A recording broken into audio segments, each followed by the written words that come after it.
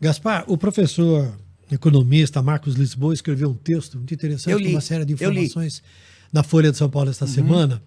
E eu tenho inclusive aqui o texto, uma série de dados sobre a história e tal, se bem que essa história é tão longa, tão grande, tão cheia de nuances. Posso falar? Tem uma brincadeira de falar o seguinte: o Oriente Médio é um lugar onde até o passado é incerto. Não é o futuro. Não é o futuro. E ele termina falando assim, mas se a gente pegar o que aconteceu após a Segunda Guerra Mundial, quando?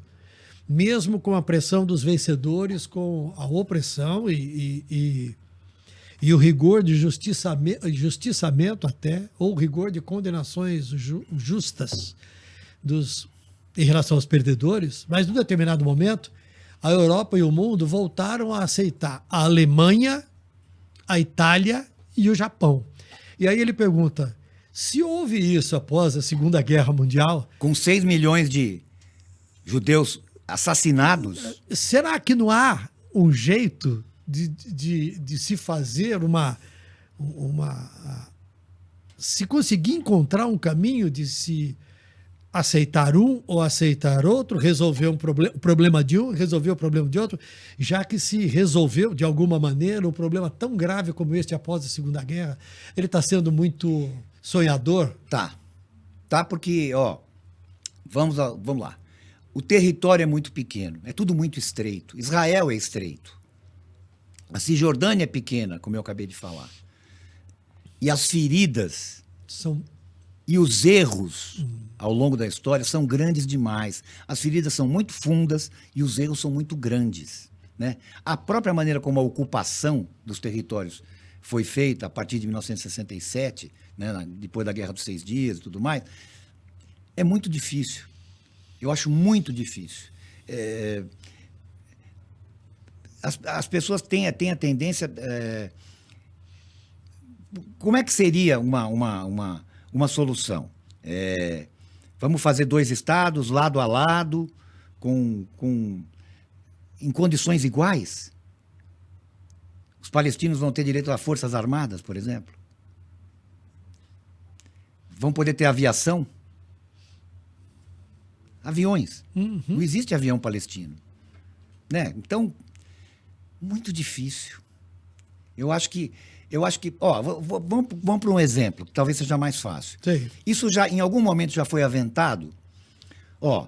Entre 2008 e 2009, do fim de 2008 até meados de janeiro de 2009, houve uma grande operação israelense em Gaza.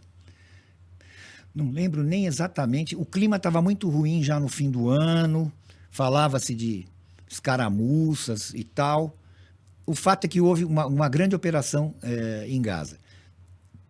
Os dados que eu lembro, teve 1.300 mortos do lado palestino, bombardeios e tal, e 13 ou 15 mortos do lado israelense, a maioria militares. Quer dizer, já tem essa desproporção. Tá. Terminou a operação, houve ali um cessar-fogo, tal, parou. Nós até entramos em Gaza depois disso, fomos encontrar palestinos brasileiros com quem a gente só tinha falado por telefone antes e tal. Tá. O que se falava em Israel? Nós estamos falando de janeiro de 2009.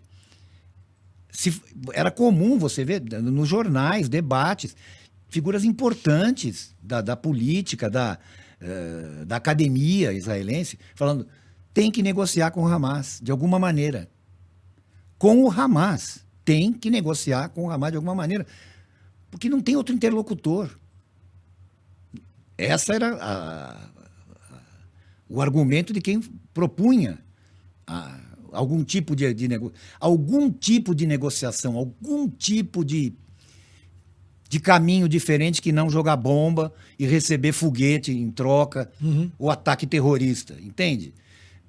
O que aconteceu? Em março, foi eleito Benjamin Netanyahu, que já tinha sido antes e que está lá até hoje. E eu lembro que na volta, inclusive meu amigo Jaime Spitzkowski me convidou para ir fazer uma palestra na Casper Libero, na Escola de Jornalismo e tal. E eu fui lá e ficaram falando assim, mas qual é a sua impressão? Então eu falei, olha, eu voltei de lá mais pessimista do que eu fui. E falando exatamente isso, porque o jeito para onde parece que vai o governo israelense, que cortou qualquer possibilidade de negociação. Não teve mais negociação. Eu sou do tempo, quando eu estava lá, que Condoleezza Rice, secretária de Estado americana, ia lá. E Tony Blair, tinha o quarteto, né, que eram 4 potências discutindo o assunto. Sumiu, desapareceu. O assunto desapareceu. Há quem diga até que é por isso seria uma das justificativas do ataque do Hamas. Porque o assunto estava ficando muito, ainda mais com a guerra da Ucrânia e tudo, quem é que ia falar? O assunto estava adormecido na mídia, ninguém falava disso, né? E, ao mesmo tempo, estavam prosperando os chamados acordos de Abraão, acordos de Israel com países árabes, né? Bahrein, Marrocos. Arábia Saudita? A Arábia Saudita estava em vias de. Em vias de. Tá. Mas é tão complicado. Olha que lugar complicado. Ao mesmo tempo, a Arábia Saudita fez um primeiro contato com o Irã, Isso. que é o arqui-inimigo. De Israel. Não. Fez um acordo. Teve um contato, Ah. um encontro de mão dada entre Irã e Arábia Saudita, sob os auspícios de quem? Da China. Olha isso. Aconteceu agora. Um xadrez Então, completamente o que louco. muita gente fala é que o Hamas... Qual foi a atitude do Hamas para fazer aquele morticínio, aquele ataque terrorista, horroroso? Qual foi? Falar, oi, estamos aqui, hein? Nós ainda somos protagonistas. Que estavam esquecidos. Falar, não, tudo vai ficar em paz, vai fazer paz com os países árabes. Eu estou falando do ponto de vista do Hamas. O quê? Não, peraí. Não está nada certo ainda não. E nós vamos mostrar que não, da maneira mais horrorosa que eles podiam ter feito. Né? Você mudou muito a tua impressão, você, de leve você tocou nisso, no momento em que você chegou em Jerusalém para assumir a tua posição de correspondente para aquela que você trouxe de lá no final do teu período. Eu conhecia muito menos, né? É claro que eu fiz lição de casa, li muitos livros, né? O primeiro livro que eu li chama-se De Beirute a Jerusalém, indicado por um querido amigo argentino, o Jorge Castro. Uhum. E aí li alguns livros e tal. Agora, lá, eu tenho uma extensa biblioteca, posso alugar, hein, para quem se interessa. Uma extensa biblioteca, principalmente em inglês, sobre o assunto, né? Sim. E eu convivi, eu vi. Né? O que é mais rico, ninguém me contou ainda, né? Não, mas e ao mesmo tempo que eu absorvi informações para uso profissional, né? Para poder contextualizar, entender e passar da maneira mais clara possível. Ao mesmo tempo, é aquilo que eu falei no início. Eu sou gente, né? A gente até brinca, né, no programa. Correspondente também é gente. Correspondente também é gente. E a gente absorve, quer dizer, os sentimentos, né? O sentimento judeu, o sentimento palestino. Tem sementes disso que estão dentro de mim, né? E que vão estar dentro de mim para sempre, né? Eu tenho ecos de vozes de todos os lados, né? Sabe? É a mesma coisa que, por exemplo, eu sempre falo, né? Você vai morar na Argentina e tal, essa rivalidade Brasil-Argentina. Eu nunca imaginei, quando eu fui para lá, que brasileiros e argentinos seriam tão parecidos. Porque no fundo, nós somos muito parecidos.